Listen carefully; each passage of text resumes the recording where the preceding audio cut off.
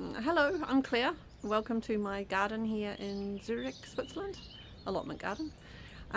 This is my welcome flamingo. So my garden's sort of divided into two parts. This part here, which is like what I call my annual garden, and this part here, which has always been also an annual garden, and I'm slowly going to turn it into like a perennial garden. I always struggle keeping on top of my garden, which is also why I don't continue with my videos, but maybe this year is the year, we'll see.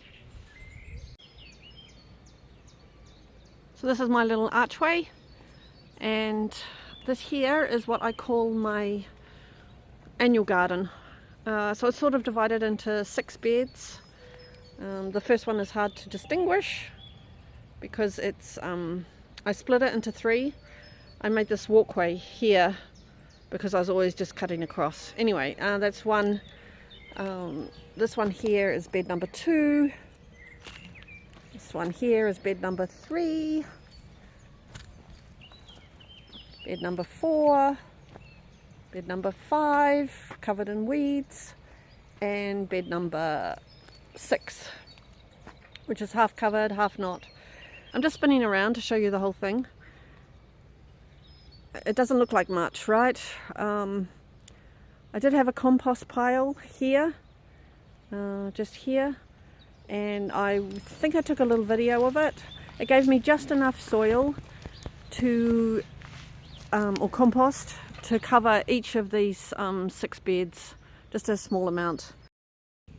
So this was all piled up in my compost in a big heap. It wasn't in the compost, and there's a hole over here. Mice. I'm guessing mice.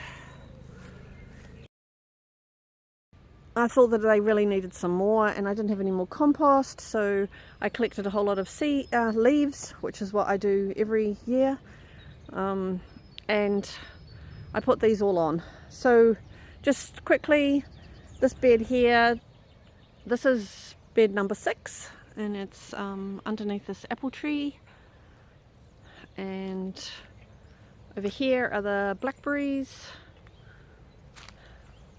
I did have some leaves covering this, and I had this holding down the leaves. And just this end, I did plant some red onions, which is what this thing here is.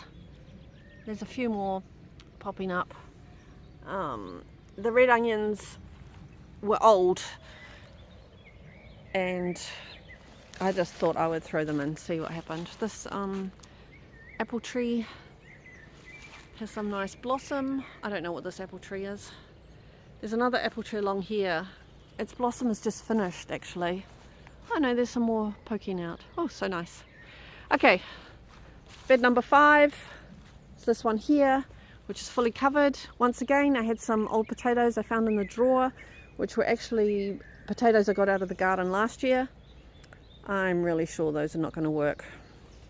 This bed here, I threw down some Phacelia, which is just like a flower, which you can use like as a ground cover. But this is what I think the birds ate it all. And also I can see lots of these weeds coming up. So that there, if you can see, is horsetail. And always next to the horsetail are these, which one? This one here. This little green leaf with a red tinge. It's sow thistle. And they are, oh actually, I don't know if it's sow thistle, but it's a thistle with a creeping vine. So not only am I going to try and keep my beds fully covered this year, I'm also going to really try and get on top of this thistle, which is growing everywhere. I don't mind the horsetail so much. I'm never going to get rid of that, but I think I can keep on top of the thistle. Look at my rhubarb. I'm going to take some of that home to eat with as an apple pie tonight. Rhubarb and apple pie. Right, so that's bed number 3, 4. This is bed number 3. Once again, some old garlic I found. It's looking okay. Next to it I made this little contraption and I've planted some peas, and between the peas, the 2 rows of peas, I've put in some rocket. I should really take this off now. I don't think anything's coming up yet. Oh look, the peas have been uncovered. I knew this was going to happen. I think the mice have been in here, or I didn't bury them. I think the mice have been in here, or I didn't bury them deep enough. I'll take another look at that soon. This is bed number 2. There's nothing in here at the moment, which is why I've got a layer of leaves on there. This is just a random bed. Underneath this white stuff, I just sprinkled a whole ton of seeds. Old stuff, radish, beetroot, something. And in here are some peas. I actually don't think that these are peas. I don't think anything that's come up is peas. No, they're not, because they're all there as well. I don't know what they are. I'm trying to think what I had planted here last year. Okay. I'm going to do a little short video next time of this other half of the garden, which I am going to turn into my perennial garden. That's a cherry tree there. This box here is where I normally grow my sweet potatoes. Look, this is what I planted just a few days ago. Rocket, it's come up. Maybe that's some flowers, I'm not sure. And what did I plant in here? Coriander. Maybe coriander's coming up. There's actually some raspberry plants here. I'd quite like to move them, but that won't be a job until next year. And over there is a beautiful blackcurrant. Actually, I'll just take you around. This is my plum tree, which also has lots of, what do you call it? Blossom? Gooseberry. No blossom yet on my gooseberry. This is red currant. It's a problem, that one. And this is black currant. Lots of buds coming up on that. More raspberries. And I'm back to the cherry blossom.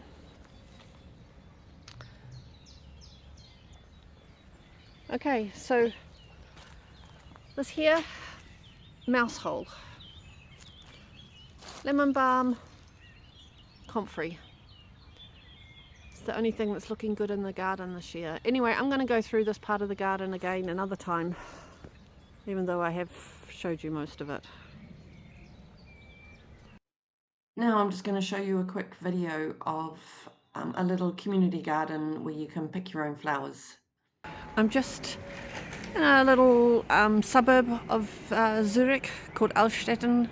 I just dropped my daughter off at her sports practice, and I always just go for a walk, and I remembered this little garden place.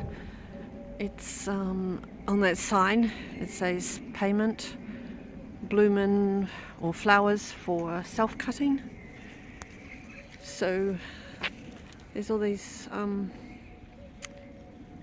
this paddock full of flowers, and somewhere just here, oh, they've just got a knife. Sometimes they have scissors. You can pay electronically. Twint is like a, put your money in there. Twint is just like a Swiss payment scheme. It's the compost. And at the moment they have some tulips.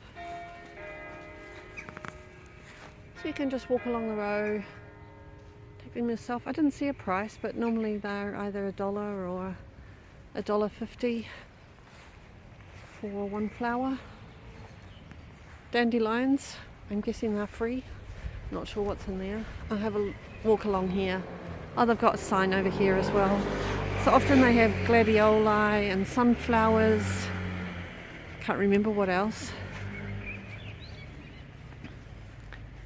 These are the tulips. They've not come up yet. Or maybe there's more along the rows. Oh well, there we go. I don't know how much you pay in a shop, but tulips are one piece for 70 rappen. It's like 70 cents. I don't know what the exchange rate is.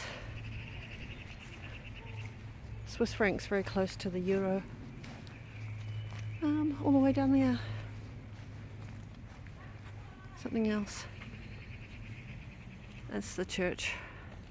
I think this is called Speergarten, which just means spire garden, and I'm guessing that's from there. I don't know if way down the end there,